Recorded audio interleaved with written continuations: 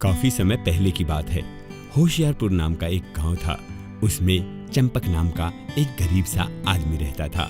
चंपक की पहली बीवी मर चुकी थी और उसकी पहली बीवी से उसके एक लड़की थी जिसका नाम था कोमल। अब चंपक ने कोमल के पालन पोषण के लिए ही दूसरी शादी कर ली थी। अब उसकी नई बीवी थी जिसका नाम था शांति। शांति के मन में बिल्कुल भी शांति नहीं थी। उसके भी एक लड़की हुई जिसका नाम शांति ने ज्योति रखा। शांति बचपन से ही ज्योति से तो प्यार करती थी पर कोमल से हमेशा नफरत करती और घर के सारे काम कोमल से ही करवाया करती थी। ए कोमल, तुझे दिखाई नहीं देता? इतने बर्तन पड़े हैं, चल जल्दी से इन्हें मांज ले। माँ, मुझे सुबह से बहुत भूख लगी है, मैं कुछ खा लूं? अच्छा, जब काम की बारी आती है तो तुझे हमेशा खाना दिखता है। तू कैसे सुधरेगी? नहीं माँ, आप गुस्सा मत करिए, मैं अभी बर्तन मांज देती हूँ। हाँ, जल्दी कर। और मुझे ये तेरे नखरे ना अच्छे नहीं लगते हैं। अरे क्या हुआ? क्यों सुबह सुबह शोर मचा रखा है?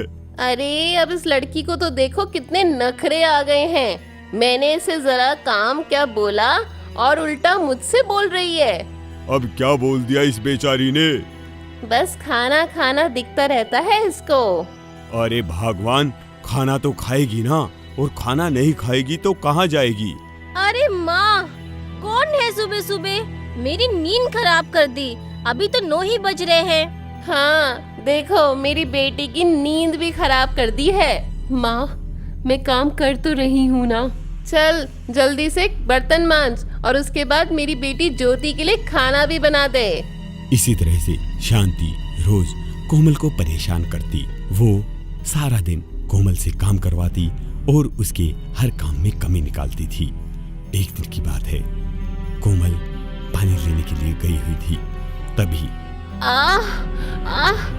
अरे क्या हुआ? ये बाहर से आवाज कैसी आ रही है? हाँ भगवान, देखो तो सही। माँ, मैं गिर गई और मेरी कमर में बहुत जोर से चोट आई है माँ। अरे कलमुही, अब क्या हो गया?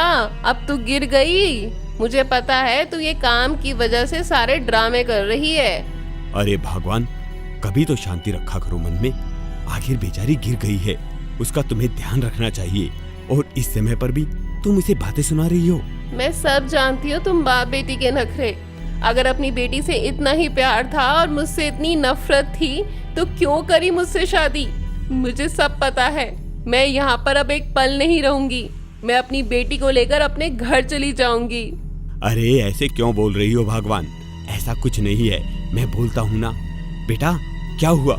पता नहीं पिताजी, कमर में बहुत जोर से दर्द हो रहा है और उठा भी नहीं जा रहा है। क्या करूं? लो जी, अब हम इसका क्या करेंगे? कमर दर्द का बहाना लेके जो पहले 1-2 काम कर लिया करती थी, अब तो वो भी नहीं करेगी।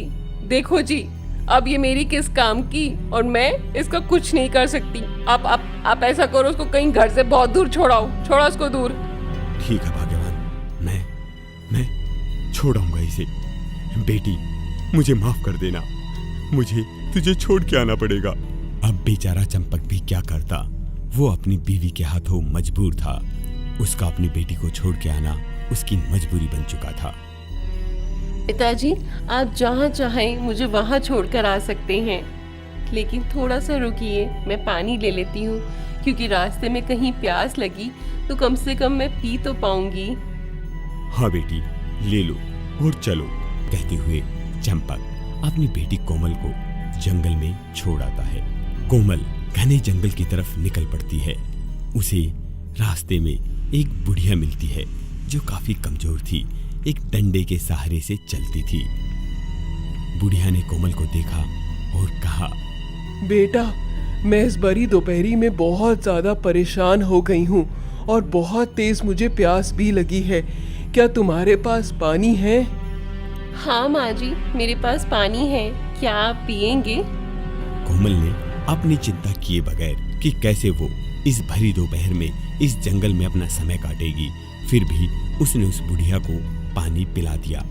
बुढ़िया ने जैसे ही पानी लिया, वो एक बड़ी सी विशालकाय देवी के रूप में बदल गई।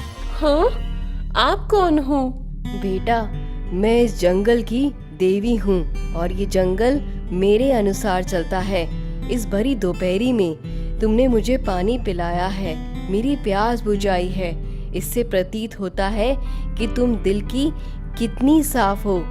मैं तुम्हें इसके बदले एक जादुई रथ देती हूँ और उसके साथ ढेर सारा देखो खजाना भी देती हूँ। बेटा, जाओ इसे ले जाओ और तुम इससे बहुत अमीर बन जाओगी। लेकिन बेटा, एक बात का ध्यान रखना, ये तुम्हें पुण्य का फल मिला है, वो भी तुम्हारे पुण्य का।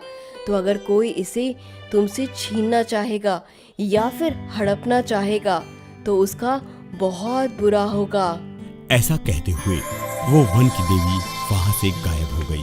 कोमल उस सारे खजाने के साथ वापस अपने घर पहुंची। माँ, माँ, पिताजी, पिताजी, देखो, माँ, पिताजी। अरे बेटा, तुम और इतने सुंदर कपड़ों में, साथ में इतना सारा खजाना, आखिर ये सब कैसे हुआ? पिताजी, वो मुझे जंगल की देवी ने ये सब कुछ दिया है। हाँ, सच में? ला बेटी ला, इसे तो मैं लूंगी, मैं लूंगी।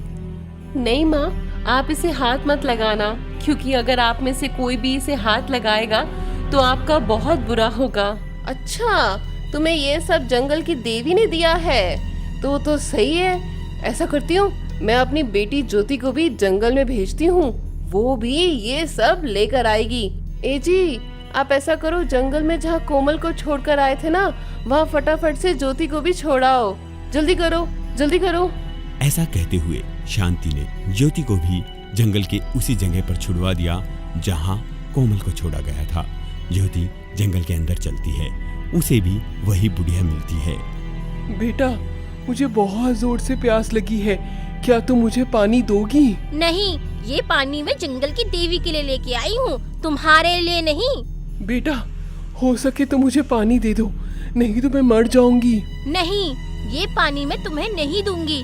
इस पानी से मुझे खजाना मिलने वाला है, ये पानी मैं जंगल की देवी को दूंगी।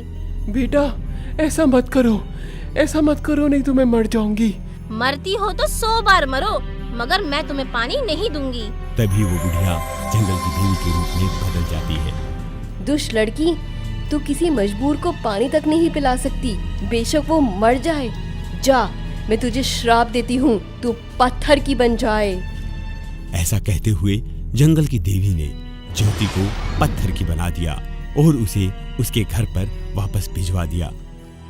अरे, लगता है कुछ रुकने की आवाज आई है, मैं जल्दी से जाके बाहर देख कर आती हूँ।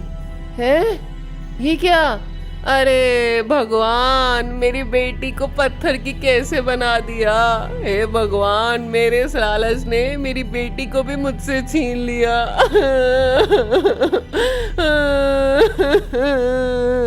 तो इसे कहते हैं जैसी करनी वैसी भरनी।